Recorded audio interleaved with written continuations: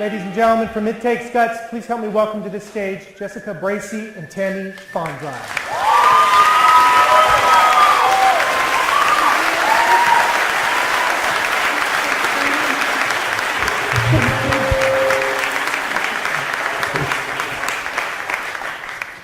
So I knew standing side stage watching that would be like, all right, get yourself, and then, good? Yeah, all right. good. I'm excited tonight, not just to talk about and raise awareness for you guys and raise money, but I think what's just as inspiring is the story behind what you guys are doing. So I want to start first by talking about the important stuff, which are the kids. So tell us a little bit about your kids.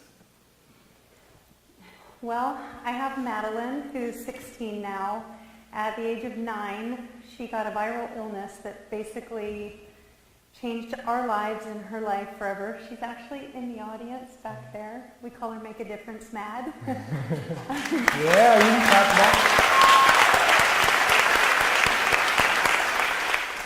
about So Madeline, it took us about 3 years to figure out what was wrong with her, though.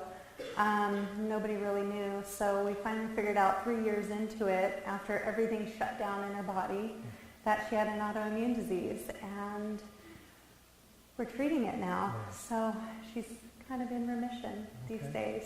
But not every day is great, but we're doing well. Still going. How about? Kobe was born at 28 weeks. He put me through it. He was our fourth try, and I remember calling the doctor. I knew my water had broken. I was at home, and I said, I won't complain. I'll do whatever I need to do. And I spent 3 months in the hospital. He came at 2 pounds, 5 ounces, and he has been fighting since the minute he came out. Took us a while to figure out that we had issues. I mean, we knew we had some preemie stuff going on, but he was first diagnosed with ulcerative colitis, which is an autoimmune disease, and then intestinal neuronal dysplasia, which is where his cells and his muscles weren't working in his intestines. And then about a year and a half ago, we were in the hospital. He just wasn't doing well. We did an MRI. We were checking for pancreatitis because he had been on chemo and for other issues. And they told us, you need to stay. We need to check something. We see something. And the next day, while we're in recovery from his second liver biopsy and MRI, he was diagnosed with a very rare liver disease called primary sclerosing cholangitis, and there's 37 kids in the study. It's just not really found in kids, and right now there's no treatment, there's no cure. We're on a trial drug, and today's a good day. Today's a good day.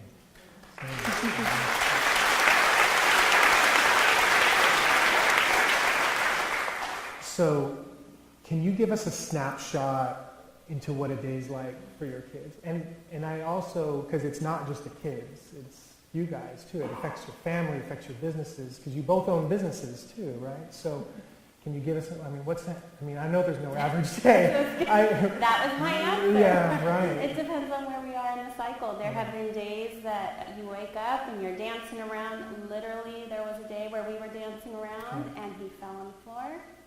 And I was about to get in the shower, and I looked down, and the next thing I know, Kevin and I are scooping him in the car, and we're on the way to the hospital. It's just, there is no average day. You learn to be flexible and adaptable.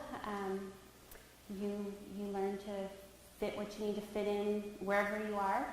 Thank God for smartphones. Yeah. I can't tell you the meetings and things I've done sitting in the hospital. Yeah. There's no average day. You guys don't leave the hospital. You'll be there a month, because I've come and visit, but a month. Or months, You've been months in the hospital without leaving the room. You two will not go. Amazing, amazing. So, how did this start?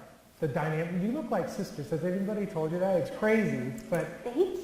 Well, I think we can finish each other's sentences. Yeah. So because sometimes whether you have a business or a cause or a purpose, like Lisa was just talking about, you think it's got to be all pretty and perfect and in a box. And It Takes Guts has a little different story behind it. So how did it start? What are you trying to say, Brian? No, I'm just saying that it's, you can do it a lot of ways, right? Yeah, absolutely. We because Kobe was younger than Madeline, and I did never leave his room, and so I didn't know anybody.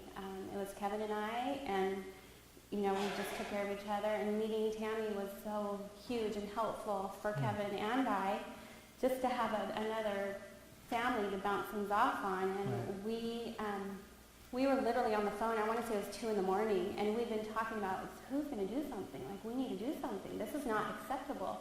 How are we going to just take this as okay? This is not okay. And finally we realized we were the who, and we had to do something. And it really was 1 a.m. We're like, well, what are we going to call it? Well, let's call it It Takes Guts. 70% of the... we named it by 2 a.m. It was all done in one shot. We were done. Yeah. And we literally have not looked back.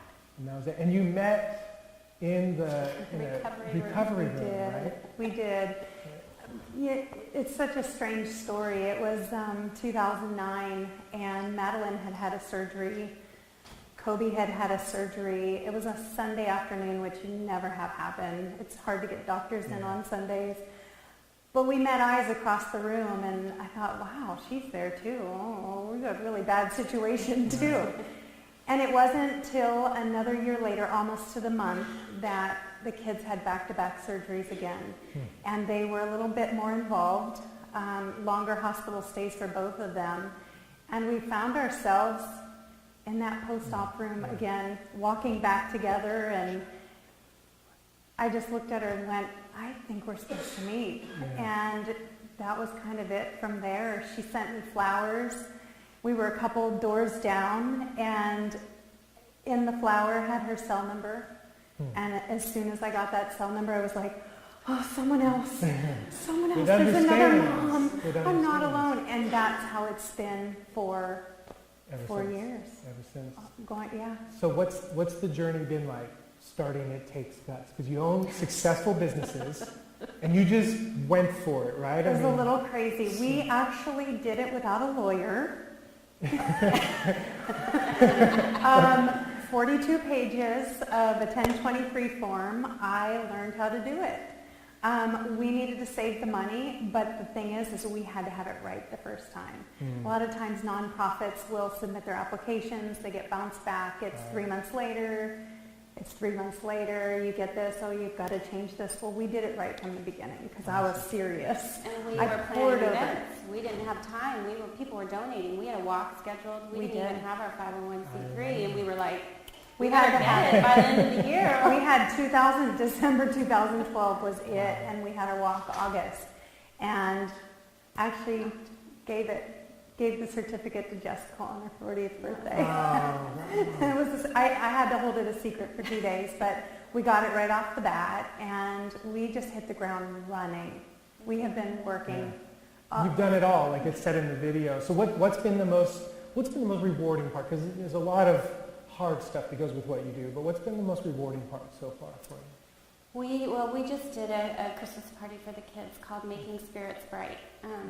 And all it was just loving on families, moms and dads and kids, and gifts and activities, and just a day. We told the doctors and nurses not to come. It was just a day about not being sick and just celebrating. And when a little boy, he was leaving, and he looked at Tami and he just said, thank you so much for doing this for us. And knowing how the moms don't feel alone anymore, because even if we're just that connection for them or each other, we know how that feels. So the community that's building of people who, they don't all have to have the same issues. You're dealing with chronic illness, you get it. It just is what it is. And so to build that community, we're kind of just like this crazy army of hearts. And I love it, the crazy army of hearts. That would have been a great backup name. It's a good tagline. Just in case. I'm going to get that. So let me ask you this, and this is not a question I would ask a lot of people, but I think you're ultimately qualified to answer this. In this theater tonight, there's people sitting in here who've lost hope. And it might be in their business or in a relationship or their health or something. And you guys fight this every day and have every reason to kind of, give up, give in, and you choose not to. Not only you kind of kick it in the face and keep going. So what advice do you give to somebody sitting here that's lost hope? What do you tell them? I'm going to speak on this because Tami had a rough morning today, and she wouldn't tell you, but they had a rough doctor's appointment this morning, and there were tears and frustration, but here she is. Yeah. Because what really helps you is to do something. That's what helps us. We can't fix our kids. We don't know how to fix our kids, so we're doing everything we can to try, to make a difference, to show them that we won't give up on them. If you don't have hope, what do you have? If we don't have that, then we've given up. Those are only two things I see. Right. So I'll never give up. I'll never give up on our business. My husband and I built our business for years, and every day I was like, tomorrow's a new day. He'll tell you, I will never give up. I will never give up my child. I lay there for 3 months, never giving up when they told me I should, and I'm sure not going to give up now he's here. Yeah. This is a huge challenge, and it breaks my heart for him. But at the same time, it's going to empower all of us. We're going to make a difference. We're going to hopefully find a cure. I'm not going to ever give up on that. I'm being realistic when I say hopefully. Mm-hmm. I'll never give up hope, but I'm not naive. Yeah. But we'll never give up trying. And if anything, my son, and he'll see that no, we won't give up on you.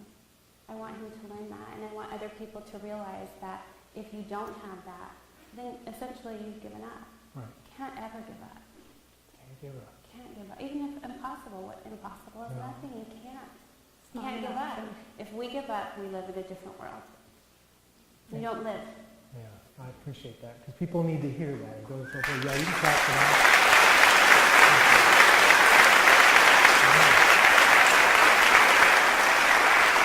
So, what's next? What is the dynamic duo doing next with It Takes Guts? Well, we're looking for a sponsor for our 5K this year. We have a 5K that has grown. The first year we had maybe 120 people there. This year we ran out of shirts. We ran out of numbers. We ran out of everything. We had so many people awesome. there. Yeah. It was awesome. Yeah. There were families, there's kids, there are kids in wheelchairs. You name it, they're there. We have events planned probably almost every month coming up for 2014 because we have a freezer to buy. So we are Not just any freezer. just a freezer. It's a fancy freezer. It's a sub 20 degree freezer that actually holds samples from all of these children for research that goes down to San Diego. And if we can hold it here in Sacramento, it'll make things a lot easier. So Wow. we're trying to Okay. save up for a freezer. We've got a 5K coming up in August. A lot of events throughout the year. We have Susan Schultz is hosting our yard sale. We have a Guts and Gratitude 30-mile bike ride we're working on. We have Monstars Motivation. We'll be doing 4 shows for It Takes Guts this year. We're just going to push. All Every right. month we'll be doing something. Good. We have our upcoming dates out at our Okay. table. And they've got 2 tables, one in the top lobby and one in the lower lobby. And one of the things that will be at the table is we did a little raffle. So for everybody sitting in this room has contributed to them tonight, and we appreciate that. Thank you. Thank you. And so a portion of all the proceeds, but we also had a raffle for a GoPro camera, and some of you bought some extra raffle tickets, and I just happen to have the winning ticket right here. So we're going to announce it. Clapping doesn't get you a better chance to win, sorry. However, if we announce your name, then you'll see. It is a beautiful day. See how excited we are about this? So when we announce your number, hang tight and then go see them after in one of their 2 spots. So our number is, are you guys ready? No, the answer is no. So while you're pulling your tickets out, we're going to do one more thing. Are you guys enjoying the show so far? One of the common requests we get is for a video of this, and we've got Cinematic Edge here tonight doing a great job, and they're working with us to actually create a video that we'll make available. So if you donate or pledge $20 or more tonight, we're going to give you a copy of tonight's video that you can share with a friend. You can go back and watch. You can download it, whatever you'd like to do. So everybody has a little pledge card. You can drop it off on your way out. You can make a donation. All the proceeds are going to go straight to them. And if you can't do it, just find a way to connect and support and bike and go to yard sales and all the other stuff we're doing. So, all right, are you ready? Lights? Can we bring up the house lights a little bit? We got phones? All right, here we go. Yeah, that's who's sitting next to you. 417. 418.